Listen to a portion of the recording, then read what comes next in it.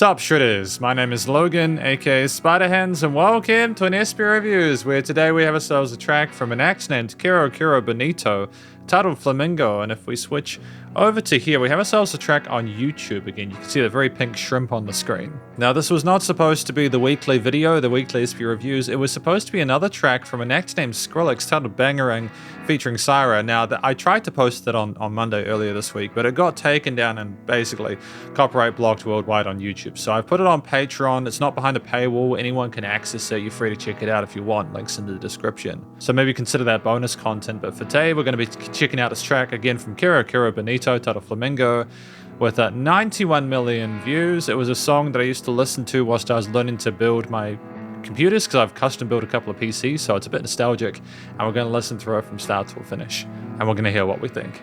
Let's go, let's do it. How many shrimps do you have to eat before you make your skin? I do like how the colors change on the shrimp. Sick. Shrimps are pretty rich.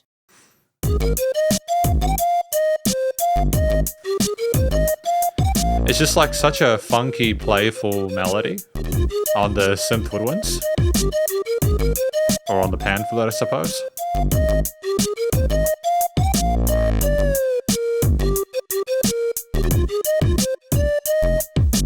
Nande あいつらはピンク動物園で思ったピンク食べ物でそうなんだ実は私はたらこが大好きプラスエビカニ食べようピンク色になるのだからみんな違う色人間って勘違いしてるよね Like, I'm not that familiar with Japanese, but I think tabemono, we were talking about maybe eating shrimp or something like that, and the way that maybe it was colorful or something like that. White, green or blue, show off your natural hue, flamingo. Oh, oh, oh, oh. Really succulent tone to those synths, though. They're fantastic. You don't need to change. It's boring being the same, flamingo. Oh, oh, oh, oh. You're pretty either way. 鶴の尻尾下に向かって曲げたらフラミンゴ意味不明だけど面白いでしょ日 Great development with those higher synths and the different drum beats. 地球のどこかでエビをむしゃむしゃ食べてフラミンゴはピンク色に染まっていくぜ One, two, three I mean, it's just so innocent. There's so many different solo sections and so, like alternate leads as well. And back to the chorus. Show off your natural hue, flamingo. Oh, oh, oh, oh. If you're multicolored, that's cool too. You don't need to change. It's boring being the same, flamingo. Oh, oh, oh, oh. You're pretty either way. And it's just the sound design with those little bells on the sides and the reverb tails. How many shrimps do you have to eat before you make your skin turn pink? Eat too much and you'll get sick. Shrimps are pretty rich. Green or blue, Great adjustment of the oscillation of those loops there. Flamingo. Oh, oh, oh, oh. If you're multicolored, that's cool too. You don't need to change. It's boring being the same, flamingo. Oh, oh, oh, oh. You're pretty either way. And it never gets too heavy, but there's still quite a bit of body Oh, oh, oh, oh. for like certain parts of it, you know? Pink.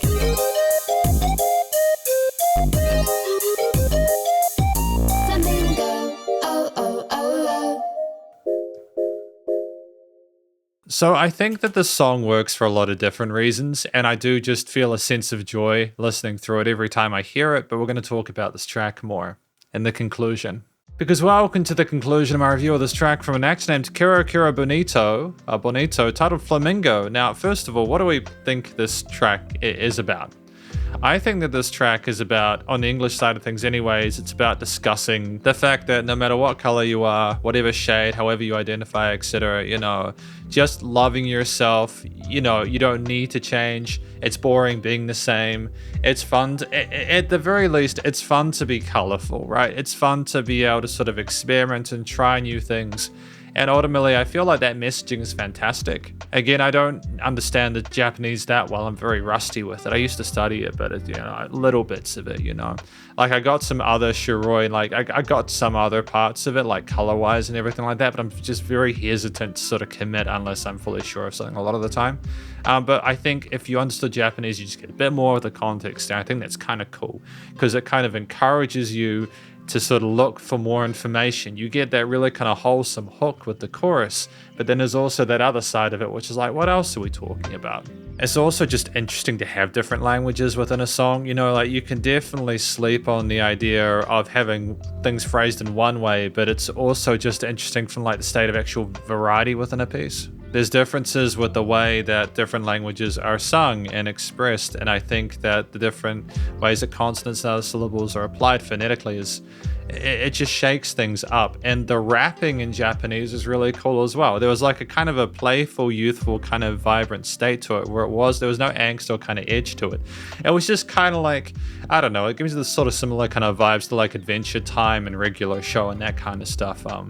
The kind of music from there, the kind of attitude and approach to that kind of whimsy, I suppose, quirkiness. And I think maybe that's sort of further going into what we were discussing about it's boring being the same, all these different colors and being okay with who you are and around each other. But I just think it's a really lovely song in terms of how it is, how lyrics work and how the rapped parts are done, but also simply the actual the vocal performance itself with the clean, like the sung vocals. They're not overdoing it. They're comfortable in their hidden chest voice and they have a great presence in the mix. But at no point do we have any sort of like wild kind of passages there, and I just don't think it would have suited the vibe of the track. I think it was meant to be like a lot of more simplistic sort of ideas or textures that kind of niche together in a way which is never too heavy or kind of like overwhelming. I think it's meant to be very sort of like lighthearted in its approach, and maybe they thought that having too many kind of like wild kind of like technical performances on the mic could sort of like not be consistent with that. So, but she can sing, but it's not overdoing it. I love the characterization, the charisma and energy behind it. It's very good. I also think that the track itself at 3 minutes 17 is incredibly well structured. Like it's got various like verse and chorus sections there, little interludes there, several solo sections and iterations of the hook on top of other parts there, little stop starty bits and pauses there. There's never a dull moment with it.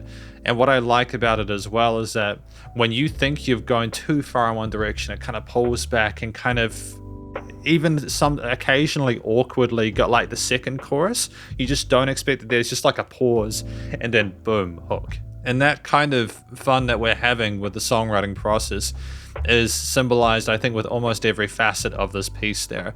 With the clap, dun, dun, dun, dun. How many shrimps do you have to eat? Like, exactly. It's about like talking about the fact that, you're wondering how many shrimps you have to eat to sort of like change color there. It's also sort of commenting on that.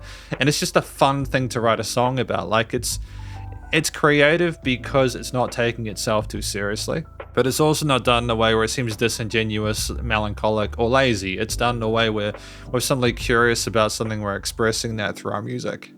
But like the clapping, dun, dun, dun, dun, and even changing the flow of it between the quarters and eighths there is just great, or the eighths and sixteenths. Eighths and sixteenths. But to have the vocals come in at the same time also illustrates an understanding that we cannot take the listener's attention for granted, and we kind of need to get to the story fairly quickly in this day and age. We have to get to the meat of it so that people have something to sort of bop and vibe along to, especially if it's a first impression, especially if it's a single, especially depending on what kind of genre you're doing. And like in terms of the actual like way the percussion is implemented, for example, there you have various sort of like eighth note oriented kick snare and sort of simple patterns with like sampled drums there. They have a nice thick full sound to them.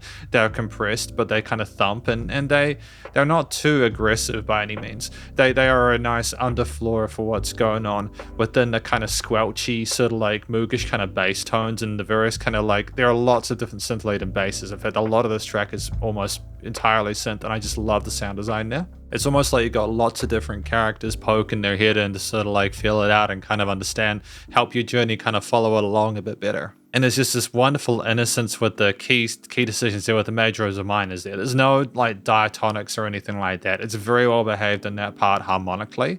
But just the fact that you have like 2 or 3 instrumental layers with like syncopated rhythms going, or like kind of like a counter rhythm to the main sort of parts going 16ths and stuff, just shows that you are filling even the early stages in with a lot of, you're aware that you can't have things too rhythmically in unison, otherwise it just won't be interesting. But like that woodwind texture as well is just really kind of cute. It kind of makes it kind of reminds me of childhood when like a lot of us when I was a kid had to learn the recorder, or like it kind of, you know, those kind of starter woodwind instruments. You can kind of imagine someone kind of blowing on like a pan flute or like a recorder or something like that.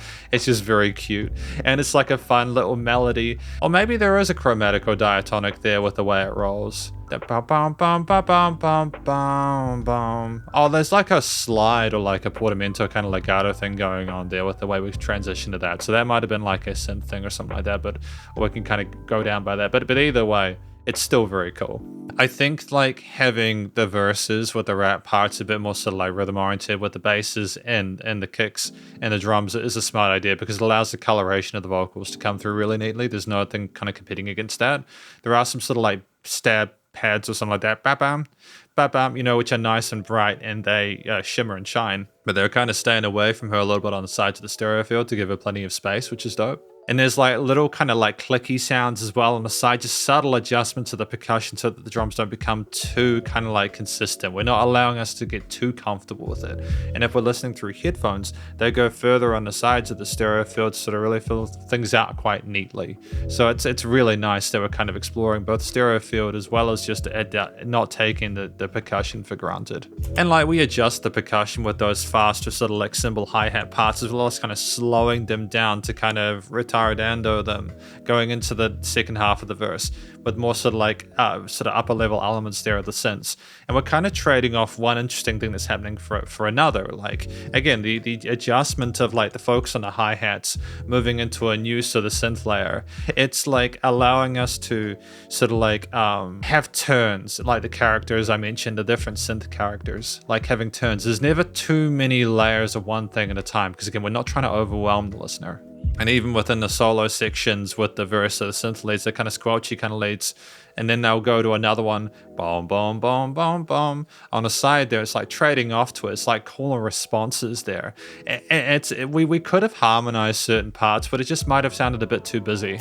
And to be fair, like I'm hearing parts where like the lady who's singing, they do harmonies, but they're never too much. It's like, you know, we're kind of riffing on top of that, but it's her telling the story by herself, you know. Oh no, to be fair, there are other parts with this harmonies. I'm just sort of double checking myself so I don't speak out of turn. But just they're relatively subtle, and often you're kind of caught by another thing like the kind of synth that kind of glide over it and kind of cascade like stars in the sky. You're like not only having the double tracking or the layering, but there's another ingredient within the mix to kind of entice you. Having things completely sort of like pause with just one layer before the build, and it kind of loops and gets faster and faster, and there's adjustment of like the tempo of things within the DAW they were using, just to like go back into that and kind of have, I suppose, a big finish, even though there's not a lot of body to the last part. It's simply that we've just added a little bit extra mid-range resonance there to sort of make it seem like it's rising up there. It's just fantastic. Like just the understanding of how to just make a really gentle track is so strong with Kero Kero Bonito. And I like that even at the end there, they're not taking the melody for granted. We have that kind of flute go up there, and it just kind of, it's like, oh, well, okay, we're just shifting things for the last part, where we're going next. But then you think, oh, we're going to resolve. No, we're not. But then the song just ends. It's just basically done at that point. And boom, boom, boom, and you just have those 3 notes and then the songs. So it's wonderfully structured. It's exciting, but in a very sort of like relaxed way. And I know that maybe seems like a bit of a juxtaposition. I don't mean it that way. It's a joyous experience because of the major lean, because of the variety of different fun sounds that they have with them, with no sort of harsh textures there. It's got this kind of like freshness and funk to it because of the shimmer and sheen on a lot of the higher end of most of these instruments within the mix.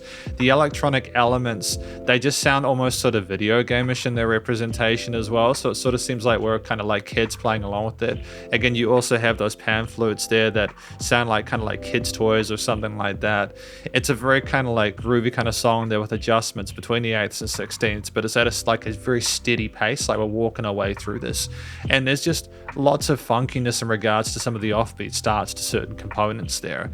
Just the way that it's sung, communicated, the way that things are done instrumentally, the way it's structured there, the way it kind of builds up and just never gets too much. It's all very consistent, and it just sparks of it's youthful curiosity and innocence, basically talking about how everyone can be what they want to be and that it's okay to change if you eat too much shrimp. But the studio production is wonderful. Again, it's not overproduced. Clearly, the vocalists can sing and they can rap as well. The words came through clearly. There was solid compression EQing, but a reverb delay on certain parts there, and the side double tracking of vocals was well handled there.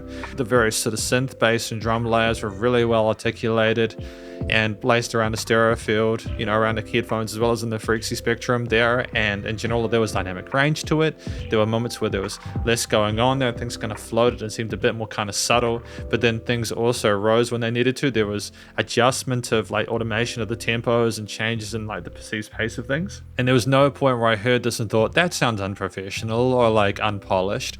It's just a very organic track where they did not overcomplicate it. They focused on the happiness, making people sort of smile when they listen to it. And I don't think there's enough music like this. And I just think it's nice and loud without pumping, so the bass compression and limiting is handled. Ultimately, just a really stellar track. I love the song to pieces. It's like the one song from them I really like listening to at this stage. I'm not sure if it was a one-off stylistically for them or if I'm just missing a lot of other stuff. But I like that it exists. So again, it was fantastic to be able to listen to songs like this when I was starting to build my original computers. And to this day and age, it makes me very happy. So thank you for watching my review of this track from an act named Kero Kero Bonito titled Flamingo, and hopefully you enjoyed it. If you did, please do go show them some love via their various social medias and YouTube page, and stay cool and stay safe, and please remember to support your local musicians and artists at this point in time, as they need the help more than ever with all the crazy stuff going on in the world. And I'll catch you in the next SB Reviews. Spiderhands out.